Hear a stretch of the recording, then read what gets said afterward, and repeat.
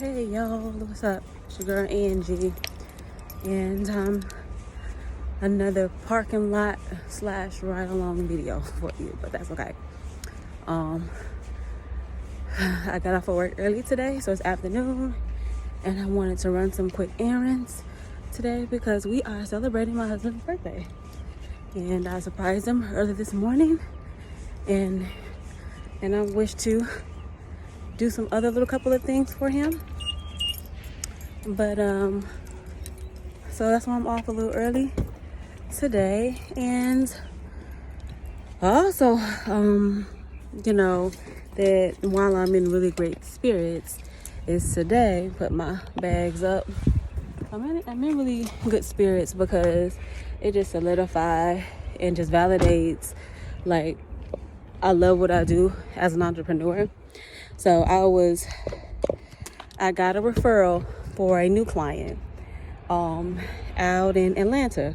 So I have different clients in different states. So I have clients in Florida, I have clients in Chicago, I have clients in Illinois, North Carolina. So I got some clients in some states, So I'm just not an in-state gal.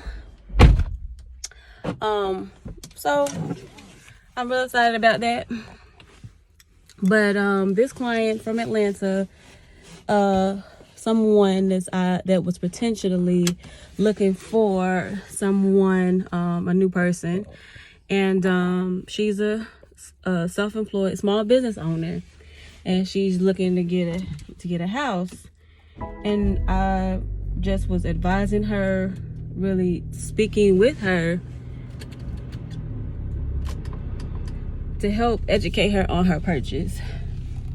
And me being a conservative person in nature, I just wanted to reassure her about the risks, about the pluses and the minuses when it comes to home ownership. And so, and ultimately she has to make decisions that's gonna be the best benefit for her. I would never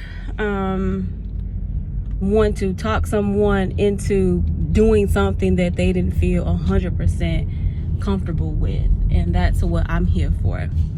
A lot of times when I get these types of phone conversations, of course I'm on the phone with them for maybe 40 minutes or so, trying to be my authentic self and me trying to educate them as much as I can, while also at the same time too, hey, I'm trying to earn your business. So that is like the sales pitch to them as well. And sometimes I've had people, they want to ask 1,000,001 questions, because I don't just get only one demographic. Like I have clients that are Caucasian, I have clients that are Hispanic descent, or Spanish descent, I should say.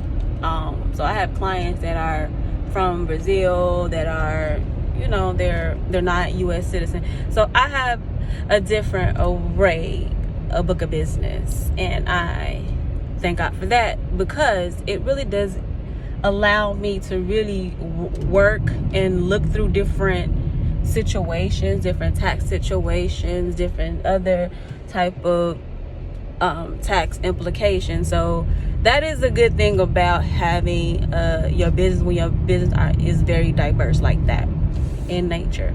So I like to look at the challenge and stuff. I like to do a lot of stuff that's not your typical. It's cool to get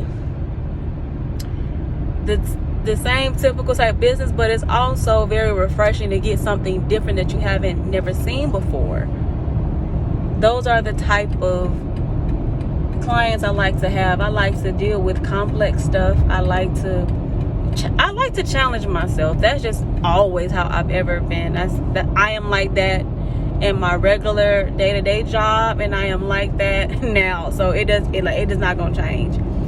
And anyway, so moving along in my conversation, I left feeling like I educated and I added a great deal of customer service to her and knowledge to her that she may not have considered when you're talking about home ownership, when you're talking about like looking at your debts, when you're talking about things to consider and not wanting to get a house because you think that price range is really good for you. Like, get a house that you can be comfortable with.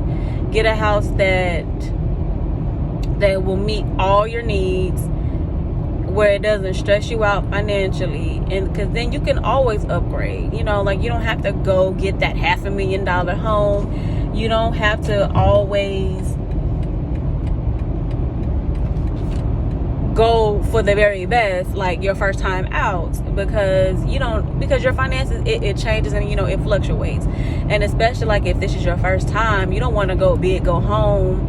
You should try something that's going to fit your lifestyle and serve you for the moment, and then you can always look to upgrade in the future time. Like, houses will be there, people are going to be moving, and don't just lock yourself into just feeling as if you have to get a particular house, or you have to fall within a certain price range in order to feel like you can get a quality house. Because my husband and I, when we first started off in something, we were looking at small stuff, and we were looking at stuff that was good for the both of us, that we could live with for the time being. And we knew that it wasn't like a forever home, but it was a nice little starter home. And I will admit, it wasn't big enough for a family. The house was ideal for like maybe if you're like a single person and like you didn't have any kids, or maybe you at the point like where you're an empty nester and you're just looking for something really small but yet nice. So our house, to say the least, it was very cozy. And you can manage having one child, but it was like after one child, then it's like, okay, we need to have a bigger space. It was like that small in size, but we get so many compliments on the house, and it sits on some nice, in a very well established neighborhood. Like, that house like goes for like $400,000, even though the house is probably like 1,200 square feet, and that's like with the a finished attic that we count as like a third bedroom because it has a closet and windows.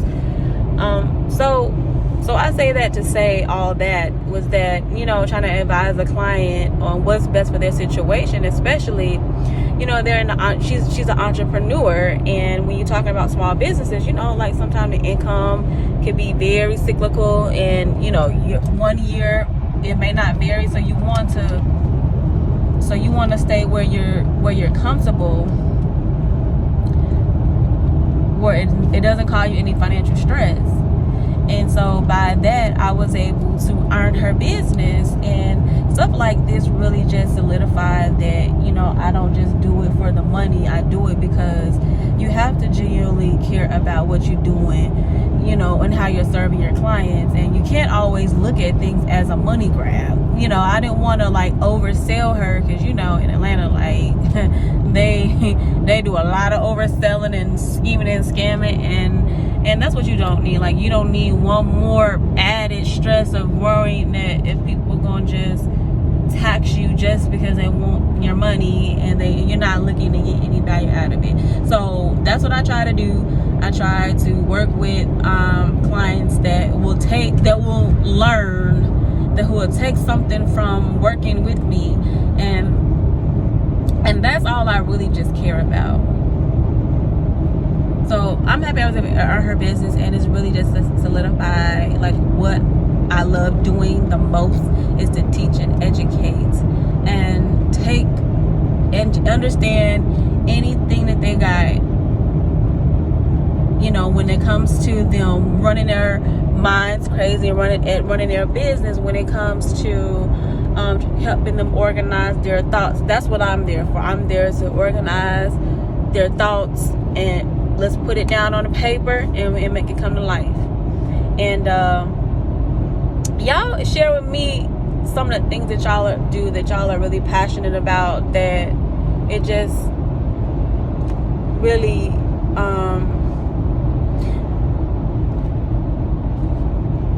could just really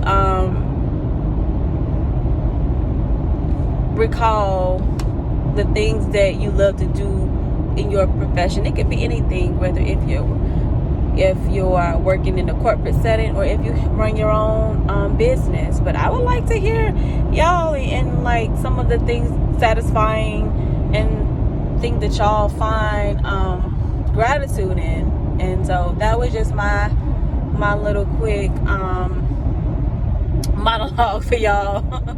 And thank y'all for tuning in to my channel. Please like and subscribe or share this to someone who may need to hear this, that yeah, just keep on moving, just keep working, and you're doing the Lord's work. So see y'all later.